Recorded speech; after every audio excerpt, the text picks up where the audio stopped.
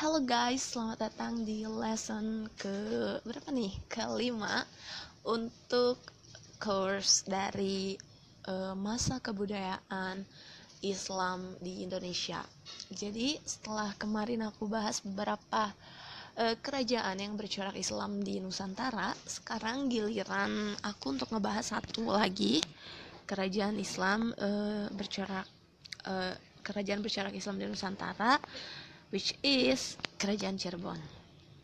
Jadi di sini aku bakalan jelasin apa itu kerajaan Cirebon, kayak informasinya, terus juga raja-rajanya, masa kejayaannya, keadaan ekonomi, politik, sosial budayanya, dan sebagainya. Oke, jadi pastiin buat stay tune, lihat terus videonya dan pahamin dengan saksama. Oke?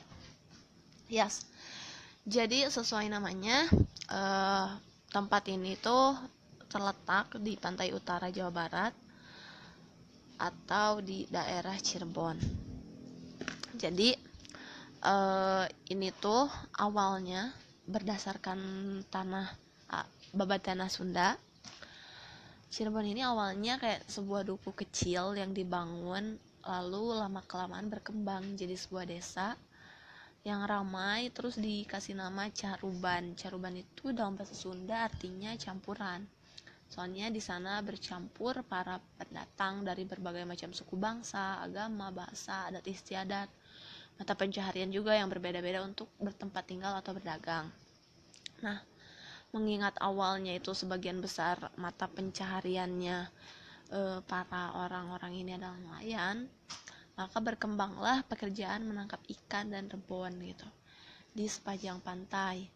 Nah, dari situlah dikasih nama Cirebon, atau jadi kemudian disebut juga Cirebon.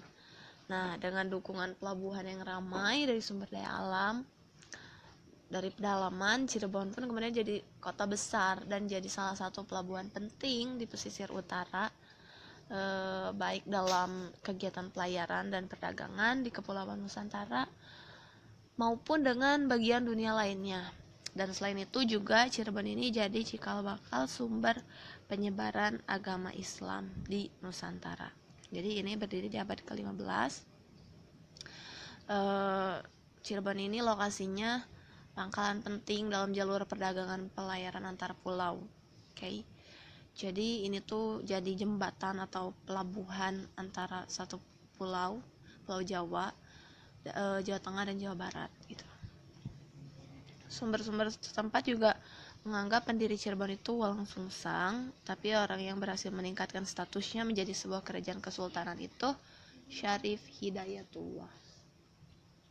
Oke, sekarang kita lanjut ke pemimpin-pemimpin dari Cirebon ini.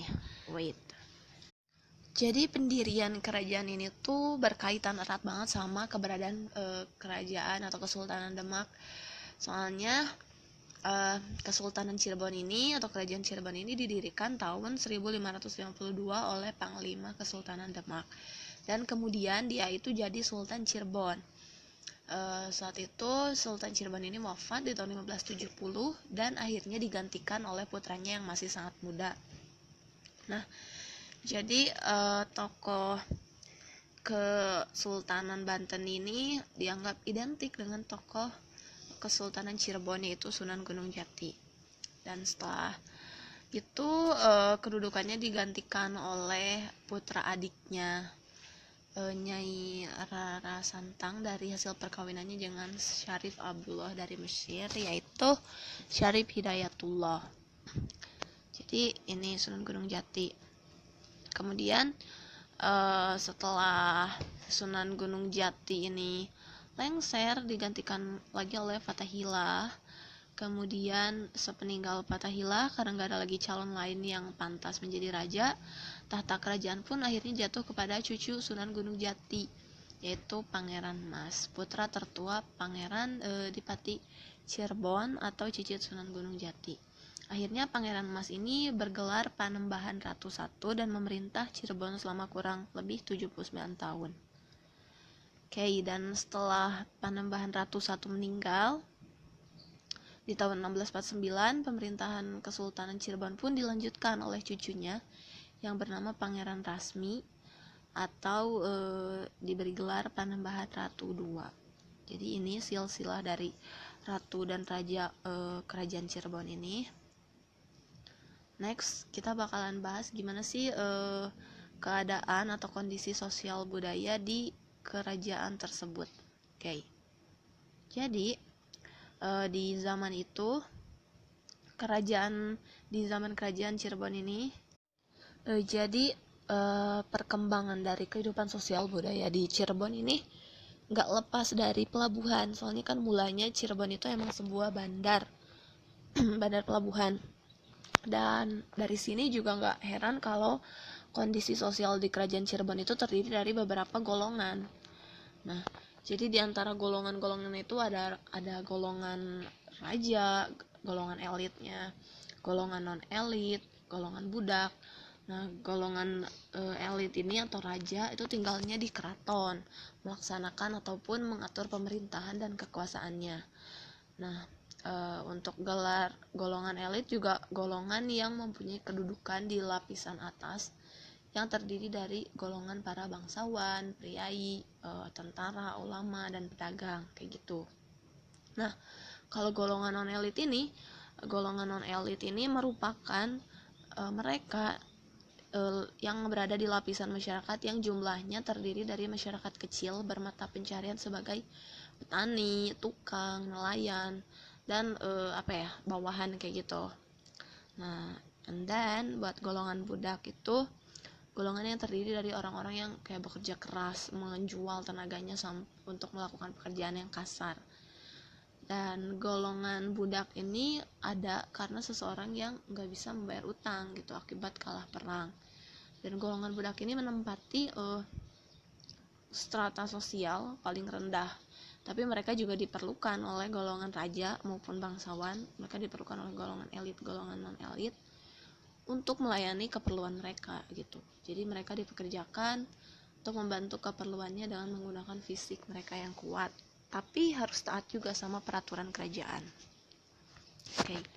Untuk masa kejayaannya sendiri, kerajaan Cirebon ini mencapai masa kejayaannya di abad ke-17 sampai ke-18. Jadi kenapa bisa jaya? Karena di tahun itu pelabuhan itu ramai banget dan sumber daya alam dari daerah pedalaman juga banyak gitu. Akibatnya Cirebon jadi sebuah kota besar dan menjadi salah satu kota dagang dan menjadi pelabuhan ekspor impor di pesisir utara Jawa. Selain itu juga maju karena pendidikan agama di Cirebon terus berkembang, sehingga di abad ke-17 dan ke-18 keraton-keraton Cirebon itu berkembang dan akhirnya kegiatan-kegiatan sastra itu memikat perhatian. Jadi karena masyarakatnya udah sejahtera, makanya mereka bisa bikin kebudayaan yang bagus, yang baik gitu. Akhirnya banyak banget deh lahir sastra dan seni-seni yang dibuat oleh masyarakat di kerajaan ini.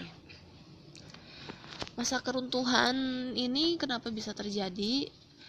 Yang pertama itu karena kesultanan ini dibagi menjadi dua kekuasaan.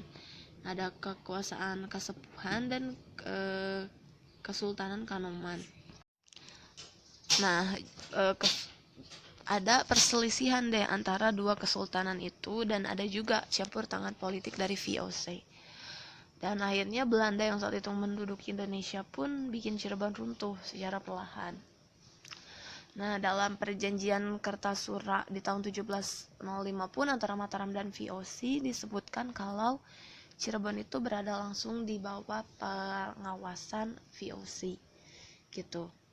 Jadi ketika Panembahan II meninggal, ada kekosongan penguasa kan ya, dan akhirnya nggak ada yang bertanggung jawab gitu atas si kekosongan ini. Akhirnya malah jadi ada perpecahan dan makin diserang karena kondisi kesultanan ini yang lagi rapuh. Kayak ini ada beberapa peninggalan dari kerajaan Cirebon. Yang pertama itu ada Kesultanan Kasepuhan, ada juga masjid yang namanya Masjid Agung Sang Cipta Rasa. Ada juga Keraton Kanoman yang tadi, dan yang terakhir ada makam Sunan Gunung Jati sebagai pendiri dari Kerajaan Cirebon ini. Oke. Segitu dulu aja materi untuk lesson tentang Kerajaan Cirebon. Next, aku bakalan bahas lagi kerajaan-kerajaan bercorak Islam di Nusantara lainnya. Pastikan buat terus subscribe, juga share dan like videonya. Dan jangan lupa tontonin terus video-video yang bakalan aku buat. Oke? Bye!